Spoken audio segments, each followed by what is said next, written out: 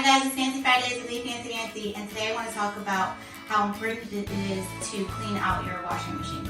So your washing machine runs all the time, cleans your clothes, and therefore there is sometimes residue and mildew that's left on the inside of your washing machine, especially if you have like a front loader, like under like the rubber and those kind of things. So it is important to clean out your washing machine so that way you aren't washing your clothes with mildew and residue.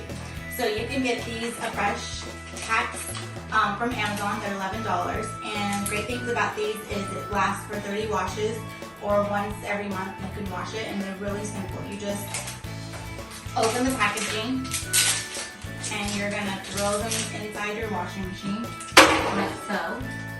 Close the door.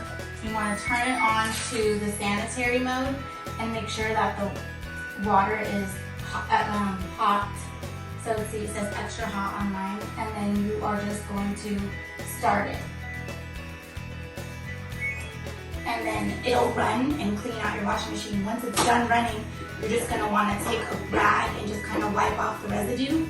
And again, these are important to make sure that your washing machine is clean. That way you're actually washing your clothes in a clean washing machine. And that's Fancy Fridays for today. I hope everyone is living just fancier.